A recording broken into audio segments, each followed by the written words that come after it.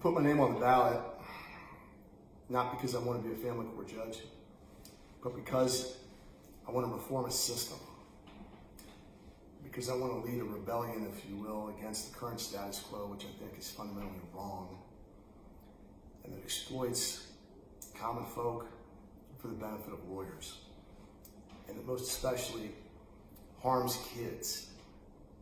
It is a system that I know all too well through my own personal experience can really scar lives and damage human beings. And it is a system that, from my point of view, is premised on creating artificial conflict that need not and should not exist. For the simple reason that that conflict translates to a revenue stream which benefits lawyers. And that benefits lawyers at the expense of families and kids. I think that's wrong. I feel called to do something about that. And running for the Kenton County Family Court, 2nd Division seat, would allow me to do something about that. You see, I think this is all wrong. Through 2 separate litigations in the Kenton County Family Court, 2nd Division, which are now concluded in that court. Through those experiences, through my experience as a divorced and separated parent, as a lawyer myself, who knows what a court should look like and how things are supposed to get done, who knows what the rules are and whether they're being followed, knows whether things that absolutely should never occur are occurring, that kind of thing.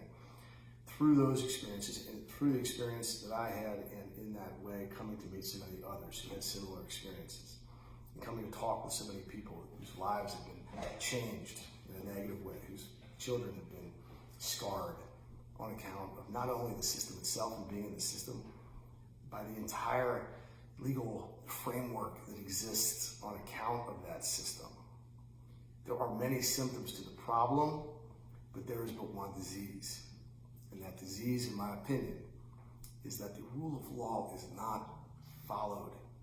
And it is that reason that allows this cottage industry, that allows lawyers to exploit, if not create, conflict between parents, conflict which generates a revenue stream, and which puts money in their pockets, and not only their own pockets, but the pockets of so many others.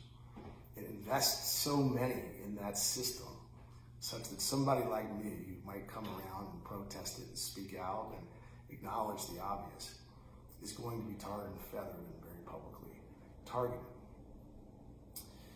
I don't care what people think of me, and that's an important quality for a judge, because the purpose of a judge is not to be a politician, but to be a judge. It is to do the thing that is correct and right, and that the law dictates. It is to apply the facts to the law and to reach the conclusion that the law compels. Oftentimes for a judge, that conclusion is one that is not popular. It makes it no less right.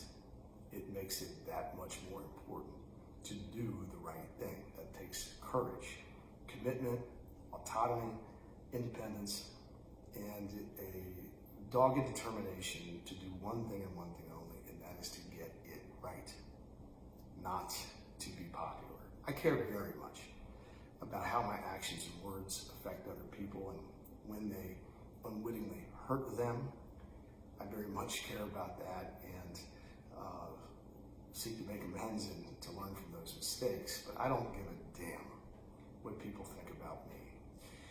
I give a damn about doing the right thing. And oftentimes that means being unpopular and taking on things that aren't easy to take on. Well, we were saying at my law firm that they don't call it the hard right thing for no reason. Most of the time, doing the right thing is pretty damn hard. That's probably the case here. We have a system that exists that exploits human beings, and that's not okay with me. And I feel a deep moral calling to care about that. I feel like I'm in a unique position, number one, to see that, but more importantly, to do something about it. We need somebody on the outside that doesn't have relationships and other strictures that restrict their ability to stand up and do the right thing, to fight the way that we need to fight for the things that are worth fighting for. I am an outsider in that regard, but I'm an insider in this regard. I'm a lawyer, I'm a parent, I'm I'm someone that knows what kind of things are important when it comes to being a parent of divorced kids who have divorced parents, kids who have separated parents. I've been through the system many times myself. One of the most wondrous things to me is how the system is overwhelmingly predicated by people who aren't divorced themselves and they have no clue what that means and what matters, and how a court system is supposed to serve people like myself. I know that. I don't care what people think. I care about doing the right thing. I care about serving people, and I simply feel called to care about this. I felt called to talk to all the people that I've had the privilege of coming into contact with and to listen to their stories. It has been a rather unexpected journey. I would not be in family courts if it were up to me, and I never wanted to be there in the first place. I don't want to now. And nonetheless, I've spent a lot of time there, and all the while I have felt in my heart of hearts that there was some purpose, some reason in all of it. And to some extent, from where I sit now, towards the end of that journey, I feel like I know what it is. The Kenton County 2nd Division is to serve the people of Kenton County. It is a court of the people, by the people, for the people. It does not exist to put money in the pockets of attorneys and those that are beholden to them. It exists to serve parents. Lawyers are not paid for making peace, but for making war. This is something that is foundational to my practice and that I think is endemic to the profession. It really is something that needs to be, we need to be wary of, and we need to understand. I've never had a conversation with a single human being who has said, thank God we got the lawyers involved. They made it all right and just took care of business. I have had literally hundreds, maybe 1,000 conversations with people, clients in my career where I have heard, God damn, the lawyers just made it. It's all the lawyer's fault. And in the end, so many people find that the only people that benefit from litigation, and most especially family court litigation, are the lawyers themselves. But they find that out at the end. They find it out too late. And there's no way to tell them at the beginning.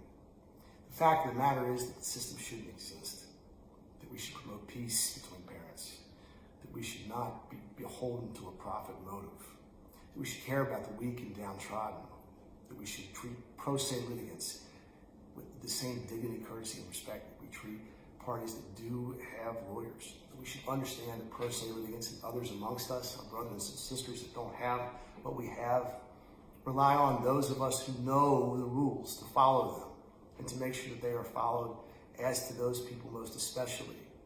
We need to have a judiciary that is worthy of the confidence and trust of the public. And we need to have everybody leaving the courthouse, even if things didn't turn out the way that they wanted them to, if they didn't get the outcome that they sought, that nonetheless they feel treated with dignity and respect, and that they feel that the law was applied to the facts, and though they might disagree with the outcome, all of those involved in the system were trying to get it right, that the rules were followed, that their basic dignity as human beings was respected, and they feel no less than, no better than anybody else in terms of how the court system viewed them. I think these things are very important. Some days I wish I didn't, but I believe in these things. My journey has caused me at times to stand up in difficult circumstances and object to things that I thought then and I think now are foundationally objectionable and run directly counter to the basic things that we believe in as a country, as a society, and that define what a court is. Things like impartiality and treating everybody the same way under the law. Things like obeying the rules and understanding that there are limits to judicial authority.